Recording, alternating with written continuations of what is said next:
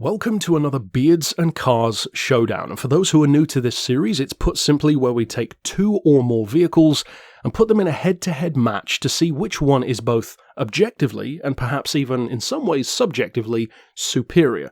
But not just in terms of performance. This isn't going to be a quarter-mile drag race. We're talking performance for sure, engine, but we're also talking comfort, space, looks, sound, handling, and even stuff like economy, used values, and things that you should potentially look out for. And of course, as I always like to say, if you are a current owner of one of these, maybe if you've owned both, or maybe if you're in the market, as many viewers probably are, chances are that's why you're here, tell me down below at the start of the video, which one of the two do you initially like more, based on maybe the way it looks, or what you know about the car, maybe you've previously driven one or both of them, and then maybe reevaluate that at the end of the video and see if you still feel the same way. Because spoiler alert, my feelings on these cars definitely changed after driving both of them. Now the two cars in question are vehicles which, to be honest, I didn't originally plan to do a matchup for, because although they are definitely siblings, one is nose to tail to the other in terms of the production run, they just didn't seem that much like they crossed over to me because of primarily the difference in price. They seemed to be appealing to a different category of buyer.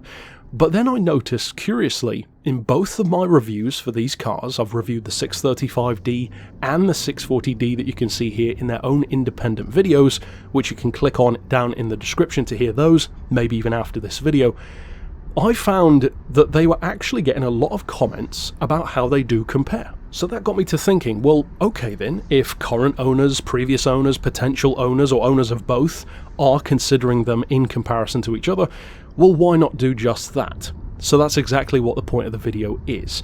First of all, let's get the generations out of the way, because BMW has all kinds of names and monikers and numbers for all of these different cars, so for the sake of reference, the blue car in this video, with more of the tan kind of interior with a convertible roof, is the 635d, and that comes from the E63 or E64 shape era. The E63 is the hardtop, the E64 is the convertible that I'm driving. In the case of the newer car, which of course is red from the outside, or because of YouTube's weird color processing, probably more of an orange in this video for some reason, and from the inside you can tell the difference because the camera angle is on more of a Dutch left slant for easy reference. That car is the F generation, so the F12 is the convertible, the F13 is the coupe that I'm driving, and interestingly, although I'm probably not going to talk about this that much in the video, I do want to point out a third dark horse contender in this match. Unofficial, if you will, because we're talking about diesel GTs, and this one technically isn't, but there's a little thing called the F06, and for the uninitiated, that is of course the 6 Series Grand Coupe. And I'm well aware that we currently live in a world of 4-door stretched coupes and weird looking crossovers that don't even have a proper boot on the back.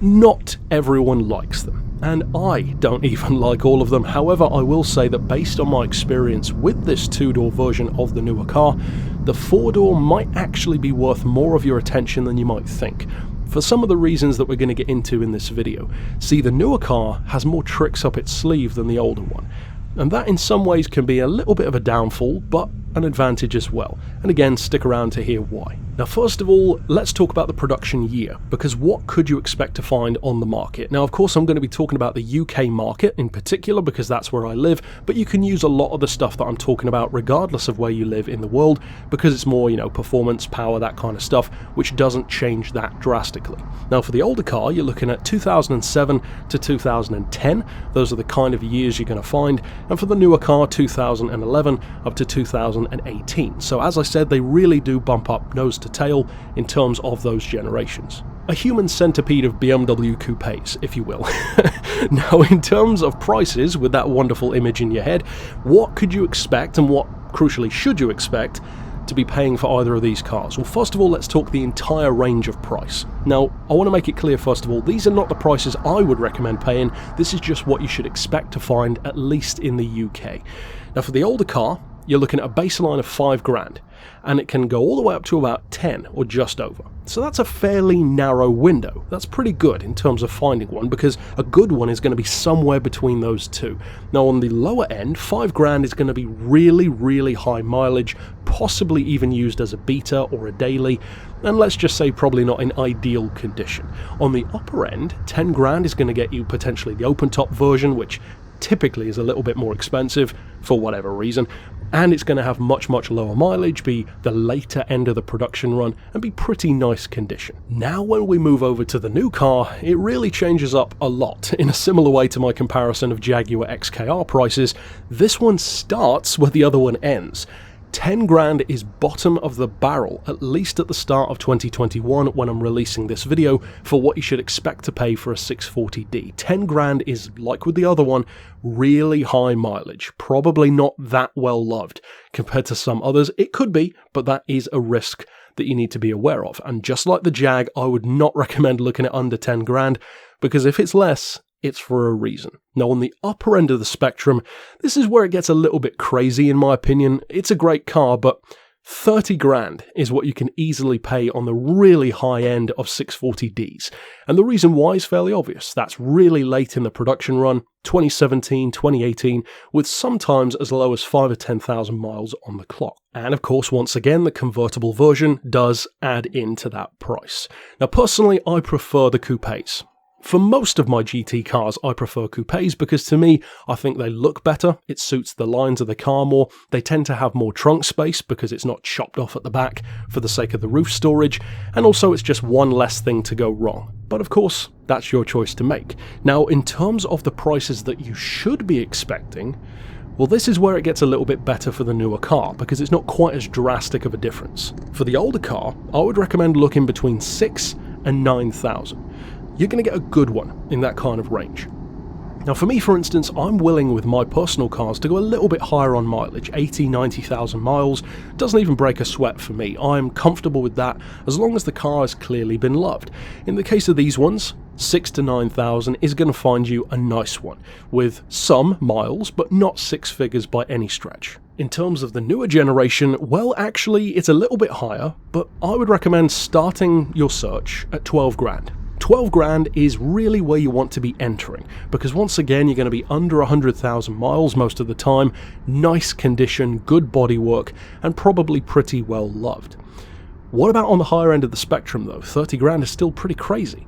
Well, I'm bringing that down a lot. I'm going to say you don't really need to look above 20, unless you are obsessed with getting super low mileage or essentially buying what is ideally a showroom car that just happens to be a couple of years old. Most of us probably aren't going to do that. If you've got that kind of money, by all means go for it, but I would set the upper end cap at about 20 grand. And if I were going to buy one of these, I'd probably be looking at the 12 to 18 region, because that seems to have a lot of really good ones in there. So 6,000 to 9,000 on the older car, 12 to 20 on the newer one. What then in terms of the tech? And of course, let's talk about the engine first of all. Now, the deceptive thing about the two cars is that on the surface, the specs can seem fairly similar. Surprisingly similar, in fact. They are both 3-litre common rail diesel, straight 6, turbo aspirated engines. Curious, but the difference of course comes in the power and the torque. Now the engines are not the same. This is not just a tuned up version of the exact same block. The older car has an M57 engine, the newer one has an N57, and there are some reliability differences there that we're going to touch on in just a second. In terms of the petrol head, or on this occasion I guess you could say diesel head specs, let's talk power and torque. First of all, horsepower. The older car is good for its time, especially around 2007 on the earlier ones, with 282 brake horsepower. Now these days, that doesn't sound quite as impressive. For its time, it was pretty good. For these days, it's more like a lower end sports car in some cases. On the newer car, it is a healthier 308. So still not exactly super bragging right material, but it's good. And we're actually going to touch on the power and torque in a slightly different sense in just a second. What then about the torque? Because it's a staple for any high-performance diesel engine. Well, in this regard, they are both fantastic, and the difference isn't as notable on paper. The difference is still fairly notable if you really think about it, but at first glance, it looks healthier on the older car. 428 pound-feet, which is 580 newton meters, to the newer car's 465 pound-feet, which is 630. So in both cases, to really give you some perspective as to why I love diesel engines so much, both of these cars put out more torque than my supercharged Jaguar XKR does. But of course, unsurprisingly for a diesel, at least most of the time, the slight trade-off is horsepower. They tend to be lower revving engines. In the case of these cars, you rarely ever get above 4,500, even when you're using most or all of that power, and the torque of course comes in immediately, barely over 1,000 RPM, around 1,500, 1,700, and you're looking at peak torque already. So it's very accessible, beautifully lazy engines. Again, as I said in that Jaguar video, my favourite kind of engine is one that feels that it's never really working that hard, because by definition it means the engine's under less stress and chances are will probably last pretty well. And if in a petrol engine having lower revs gives you better economy, well, imagine what it can do in a diesel. Well, spoiler alert, you don't have to imagine, because I'm going to tell you the exact kind of economy you can be expecting from these two cars, and as you'd expect, it's very, very good, especially in comparison to their petrol rivals. We'll get to that in just a second though, because first of all, we're talking tax. The tax on the cars will probably vary quite a bit depending on the country. I know some places in Europe have really hefty taxes, sometimes the car itself is a lot more expensive, so this is very much just the UK I'm talking about for this particular thing. The older car is £265 a year, the newer car is more like £165, so the difference is very notable. Moving into the economy side of things though, this is where it gets interesting, because just like with the Jags that I talked about, there is a clear difference with pretty much any car between what the manufacturer tests will produce in terms of what you can get for city, for highway and combined, and what owners say they actually get. Now in my experience, in fact with all of the cars that I've owned, I always find that owners don't get the same economy that I do. And it's because, put simply, I tend to drive like an old man a lot of the time. I like to be more restrained, I prefer to cruise most of the time in my cars, and so I do tend to save more fuel than just flooring it everywhere. Of course, in any performance car, diesel or otherwise, it's going to drop like a stone if you drive like you're in Need for Speed through every corner. So what should you be expecting from these two? Well, the older car is already great. The city rating is 30 miles per gallon, the highway is 50, and the combined is rated at 40. Those are really good numbers for a GT car, albeit a GT that isn't quite as quick as a modern one. Now the newer car is rated at 42 in the city, 59 on the highway, and an average economy of just over 50 to the gallon. So a full 10 miles per gallon more, despite being more powerful, way more torque, and as we'll talk about in just a second, quite a bit faster too. So what is the reality? Can you actually get 40 to the gallon out of the blue car? Can you actually get 50 out of the red one? Well, not quite, at least according to, once again, Honest John's owner feedback, because that aggregates all of the different economies that owners say they actually get on a regular basis, and of course it averages out between the lower and higher end of the spectrum.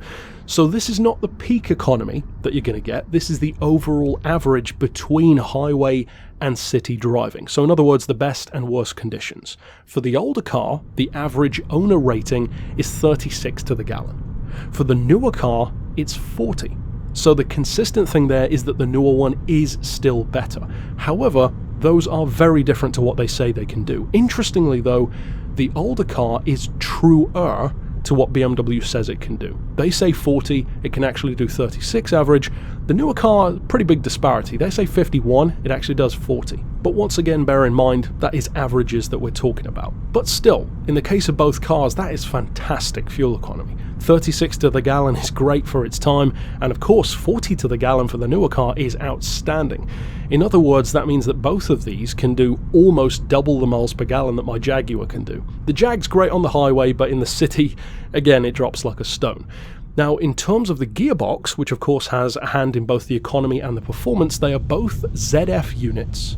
But interestingly, the older car has a 6-speed, the newer one has an 8-speed. Now incidentally, they are only available as autos, but they do both have flappy paddles as well. So of course you do at least have the choice there if you want to put your foot down a little bit more and take control. For me, I'm not really a huge paddle user, even on my own cars, but it's nice to have the option. Now then, let's talk performance, because of course this is one of the key things that you want to know about a sports car or a GT, diesel or petrol. This, I have to say, is really where that newer car sets itself apart, because the older blue vehicle, the 635d, has a very respectable level of performance for its time. Of course, both cars are speed limited to 155 miles an hour, to the surprise of no one, but the 0 to 60 on it is 6.3 seconds. Now these days, that doesn't sound as good. Back in 2007 even, that was barely quicker than a hot hatch like an Astra VXR or a Ford Focus RS. But again, it is a diesel, so people give it a little bit more leeway, and it is designed to be the more practical version of the 6 Series. In the case of the newer car, well, it really propels it into the territory that you want it to be in. 5.2 seconds is remarkably good. Not just for a diesel, just stop for a second and think how quick that actually is. The car is heavier than the older one. It weighs 1,800 kilos. My Jag weighs 1,665 in comparison, so this is a pretty large, pretty heavy car. It only has 308 horsepower. That's not all that much. Again, my Jag has 420, and yet the 0 to 60 time on this is 5.2 seconds compared to my Jaguar's 4.9. So it's barely any slower, and the reason why is simple. Torque. So much torque. And of course that's an oversimplification. The gearbox helps, the technology throughout the car in comparison to the older one all adds up to make that kind of a difference, but it really does show that when it comes to technology, the newer car is, as you'd hope, more often better. And to return to those engine specs for another second, as I mentioned I would earlier on, the reason why I say a tentative 308 horsepower or 282 or 465 torque is because even more so with the diesel engine than with a petrol, remapping those engines makes a world of difference. A remarkable difference. My own previous diesel, the Touareg V10, immediately went from a mediocre 0 to 60 to hot hatch territory. It went from standard power to R50 numbers, and it ended up having the torque output of a Viper SRT10. In fact, if I recall correctly, like 100 pound-feet more. And consistently in these cars as well, you're looking at crazy torque numbers. I'm talking like Touareg R50 levels of torque in the case of the newer car, and even the power itself is notably improved as well. In the case of the newer car, for instance, a remap is going to give you, I believe, something like 510, 520, maybe even 530 pound-feet of torque, and like 320, 330 horsepower. And of course, when it already does 0 to 60 in 5.2, that's going to get even quicker, so you should expect maybe a 5-second dead 0 to 60 time, perhaps even 4.9 with that kind of torque. And as great as that would be on the newer one, I would ironically say it would be the older car that would benefit even more from that remap, because it would take it from the reasonably good 6.3 seconds to probably under 6 seconds. Imagine this car with more like a 5.8 0 to 60 time, and that's not outside the realm of possibility by any stretch, thanks to a remap with more power and more torque, and to boot, better economy as well. So you could actually exceed those manufacturer numbers and get more than an average of 40, more than an average of 40 in the newer car as well, maybe even closer to the 50 that they say it can do, and of course on the highway, probably even beyond. Now I also mentioned earlier on, of course, the engine differences when it comes to reliability, and this is one of the things that does need to be noted about the two different cars, and this comes mostly from comments and messages from owners who have dropped very valuable information in the comments of both of these review videos. So once again, be sure to check out those two videos after this one to get even more of an insight. In the case of the newer car, as you would assume from better, newer, more refined and more technical, advancement in terms of engine technology, it is more complex, which means that if it breaks, it is going to be more of a pain in the backside to fix, and chances are more expensive as well. Plus, from what I've heard, the older 635d does tend to be more reliable. Now, I don't want to paint with too broad a brush there.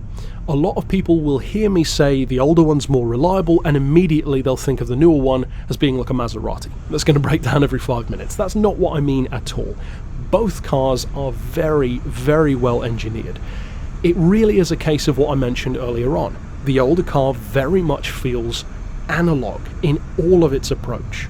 The newer car is very much so a digital age vehicle, even down to the heads-up display, which is digital. That comes with some amazing advantages, but also some drawbacks, as with most things in life. The drawbacks are it's more complex, more fiddly, slightly less reliable, you could say, maybe some would say a lot less reliable. I haven't been an owner of either, so of course I can't say for sure there, but think of the trade-off. It really brings it into Jaguar or Maserati acceleration territory and vast improvements over the already impressive economy. What then in terms of living with the car from an interior point of view? Practicality, trunk space, rear space?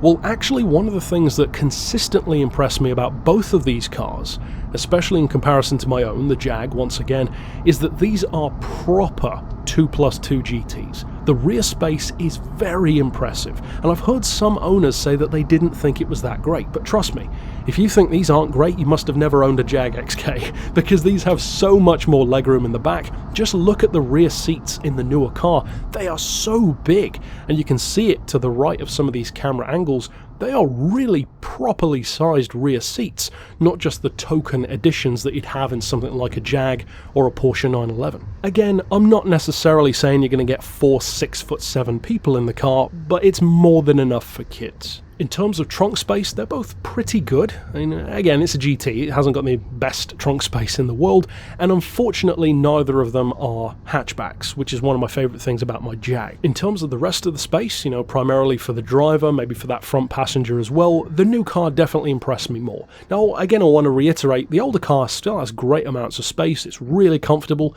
good headroom, it's well equipped, but again, it feels of its time. It looks and feels like a 2007 car.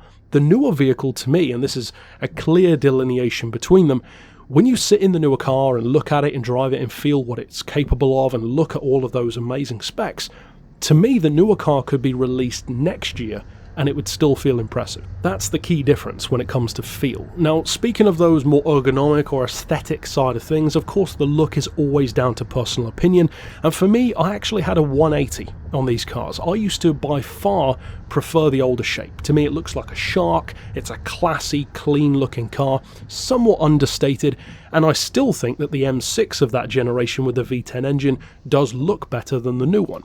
In the case of these though, I like the newer diesel more, because it's a little sportier. This one, for instance, is the M Sport, which has the more aggressive front bumper. There are two primary versions. You've got the M Sport and the SE. The SE looks a little bit more executive. Underneath, though, you're looking at similar, if not exactly the same tech, though. And so, ultimately, the looks are, of course, always down to you. To me, I still love the older one, but the newer one grew on me very quickly, and now I do like the look of it more. In terms of driving feel, stuff like the handling, the comfort, the steering, how fun it feels, of course the sound has a factor in that as well. Well, I have to say this is where the new car really takes the cake for me. The performance is worlds apart, but even the way it feels through corners, the way it drives, the older car is great. The older car actually reminds me, funnily enough, of a comparison between two other Porsches that I drove, the 993 generation from the 90s, that really round bubbly Porsche 911, and the much newer 997, the last of those old school Carreras in around 2010 kind of time. The difference between the two cars was notable. They both felt great, but they were so different. The older car felt chunkier and more like a tank of its time. The newer car, perhaps a little bit more delicate, but all the better for it in many performance and feel related ways. More like a fine watch compared to, like a big ornate sundial. Both are cool, but they are very different. And that is definitely the case here. The newer car just feels so much more involved. The older car felt, to me, almost what I would describe as passive. It felt like it was just a machine. A very well engineered, really impressive machine. But it didn't have the fun factor that I want from a GT personally. It felt really impressive, but not the kind of car that I would actually buy. I did consider one, but then after driving it, not quite as much, and at the time that was in comparison to a Touareg V10, which I ultimately went for. In the case of the newer car, well, funnily enough, my personal recommendation, and it doesn't get much higher than this, is that I actually did consider getting one of these instead of a Jag XKR. Ultimately, of course, we know the choice that I went for, But again, that speaks to the praise and consideration that I give to both vehicles. In my opinion though, there really is no contest when it comes to the driving feel. The newer car feels so much more responsive and so much more involved. It feels like a proper GT. You don't even notice that it's a diesel. It's not a gimmick, it's not even a part of the car's character anymore, and although that could be considered or sound like a bad thing, trust me, it isn't. It is velvety smooth compared to the older car's more sledgehammer approach to torque, and I actually like that more. The acceleration on the newer car, partially due to that 8-speed, really smooth gearbox, is just relentless. It wafts you down the road so rapidly. In some ways it kind of reminded me of a Mercedes CL class, that huge two-door coupe version of the S-Class. Really, really impressive driving feel. Ultimately then, there's not too much else I can say about how these cars compare without beginning to repeat myself, and of course I don't want to do that. So my ultimate recommendation is that these are very much so for different kinds of people. I would wager that the vast majority of older buyers would probably like the older car more. Not just because it's older, but because it has that more familiar approach. It doesn't feel like the car has left without you in terms of technology. It feels known, it feels relatable, and it feels almost like the pinnacle of what that era could be. The newer car, for me, feels more youthful. And that doesn't mean an older person wouldn't like it or can't buy it, of course. It's just, it's got that personality. It's louder, it's slicker, it's much more overtly stylish rather than elegant. And the performance is probably, for some people, a little bit too much. I could certainly see some older drivers finding it too responsive in terms of acceleration. It really is that fast. Overall though, I would say another thing which is key to keep in mind about the newer car is the fact that you can have it with all-wheel drive. So as I said earlier on, the newer car has some very notable tricks up its sleeve. The two main ones being that you can buy it with all-wheel drive, and the older car never came with all-wheel drive. And in the UK, you guys know I will always choose all-wheel drive if it's available. And of course, the fact that you can get the newer car as a four-door version, the Grand Coupe, with basically everything else I've said still remaining intact, including that crazy 0 to 60 time, well, that's a pretty huge advantage for maybe a family man as well, because you've already got 4 seats in the coupe, but the 4-door gives you more accessibility and of course more legroom as well, with the only real sacrifice being that it's not quite as sleek to look at. But I saw one the other day on the road and they do look pretty damn good in the flesh, or in the metal in this case. Overall though, that's it for my thoughts. As I said, tell me your thoughts down below, especially if you are a previous owner, and of course if you want to watch more Rivals matches here on the channel, or individual car reviews, click the playlist here on the screen now, and be sure to stick around for more in future because there are more Rivals matches to come. But for now, as always, thanks for watching.